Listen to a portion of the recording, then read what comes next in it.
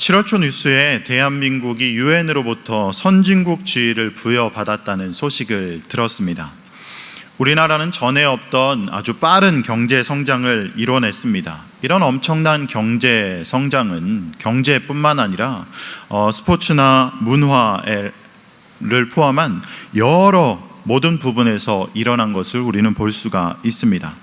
빠른 성장과 함께 21세기의 엄청난 발명품이죠. 사람들이 무인도에 갈 때 두 가지만 가지고 갈 수 있다면 어떤 것을 가지고 가겠습니까? 라고 했을 때 그 두 가지 중에 한 가지입니다. 첫 번째는 속옷이고 두 번째는 스마트폰이라고 합니다. 이미 우리 몸의 일부가 되어버린 이 스마트폰을 통해서 굉장히 빠른 변화들이 다가왔죠. 속도는 더 빨라졌고 적응하기조차 이 빠른 또 힘든 이 빠른 변화들 앞에서 세대 간의 차이는 더 커져가는 것을 우리는 볼 수가 있습니다. 게다가 코로나로 인해서 온라인 시대가 더 빨리 한층 더 앞당겨져서 이제는 우리가 온라인으로 이렇게 새벽에 예배를 드려도 전혀 이상하지가 않습니다. 또한 목장 모임도 온라인으로 드려도 스마트폰으로 드려도 전혀 이상하지 않은 시대 가운데 살고 있습니다.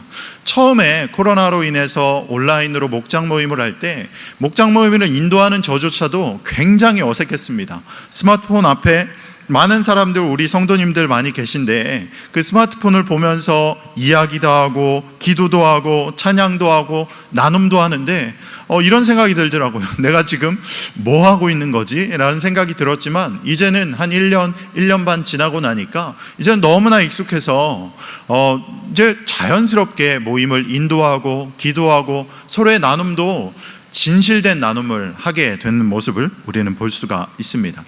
하지만 어른들 중에서 굉장히 온라인 시대가 어렵다라고 생각하시는 분들 또한 많으신 것 같습니다. 세대 간의 차이로 인해서 온라인 모임 굉장히 어려워요 하는 그런 세대도 있고, 직접 모이는 것보다 온라인 모임하는 게 더 편해요 라고 하는 그런 세대도 있기도 합니다.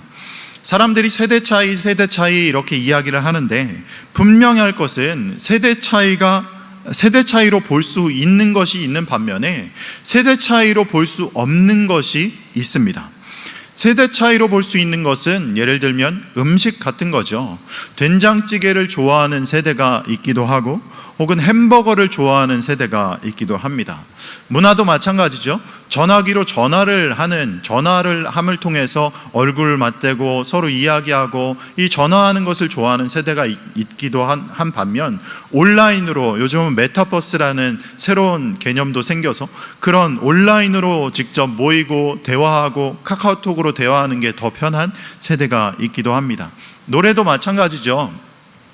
트로트를 좋아하는 세대가 있기도 하고 힙합이나 EDM 같은 아주 빠른 음악을 좋아하는 세대가 있기도 합니다. 운동도 마찬가지입니다. 게이트볼을 좋아하는 세대가 있기도 하고 격한 농구나 축구 같은 운동을 좋아하는 세대가 있기도 합니다.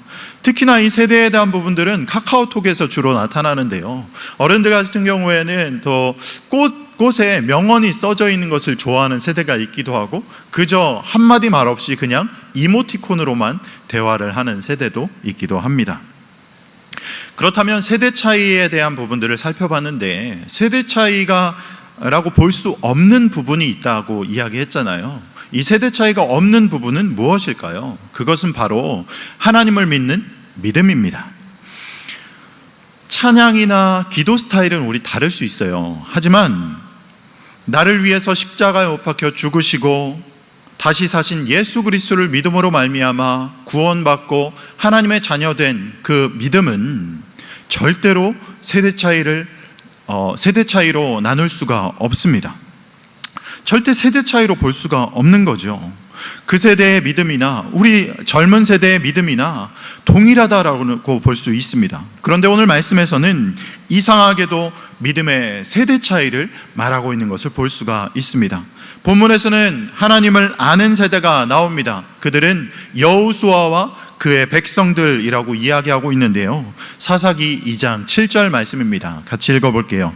백성이 여호수아가 사는 날 동안과 여호수아 뒤에 생존한 장로들 곧 여호와께서 이스라엘을 위하여 행하신 모든 큰 일을 본 자들이 사는 날 동안에 여호와를 섬겼더라. 아멘.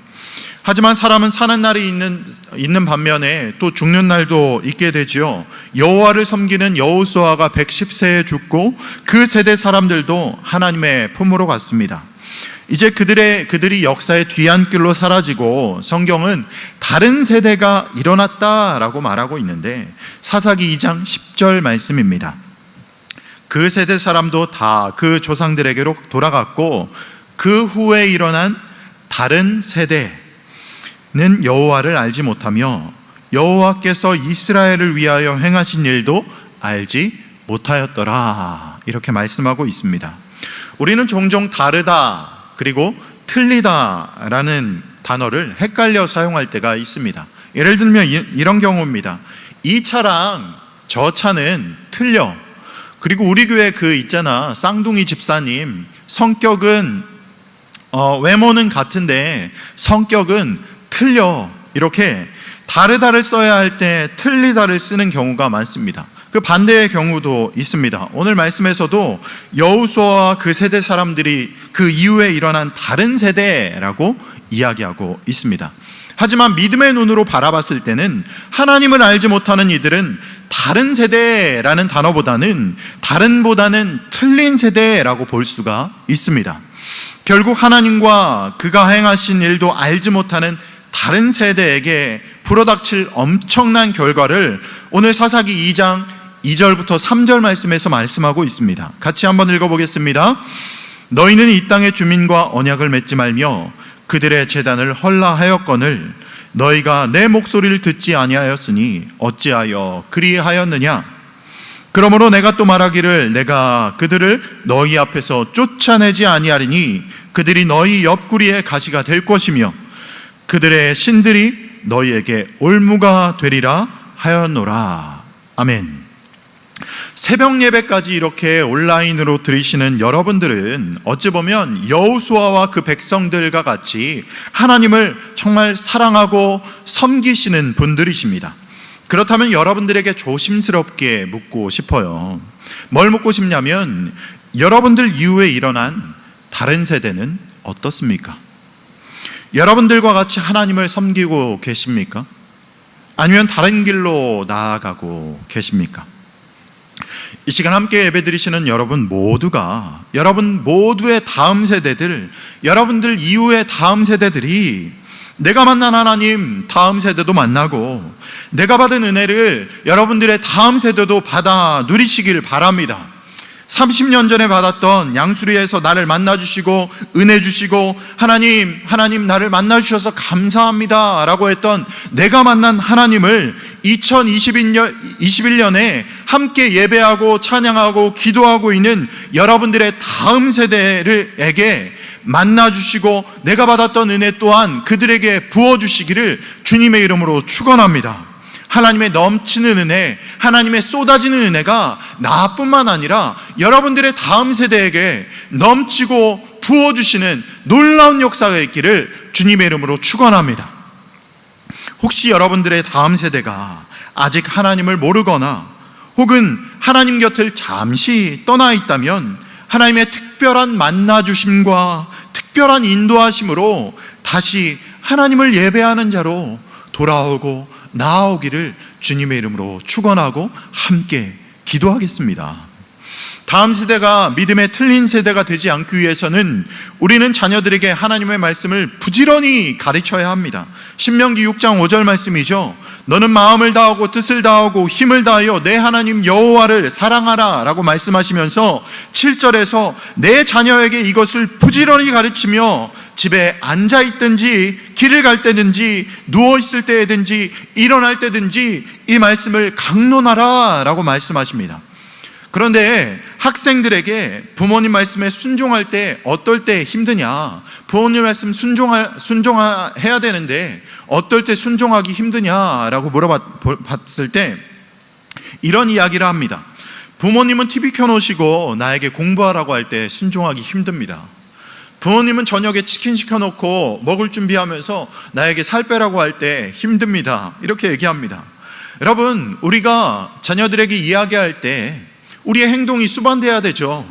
함께 책 펴놓고 자녀에게 공부하라고 해야 되고, 함께 배 골마가면서 살 빼라고 해야 자녀들도 그것을 받아들일 수 있습니다. 자녀들에게 하나님 말씀 가르치기 위해서는 먼저 우리가 신앙인의 모습을 보여야 된다는 거죠.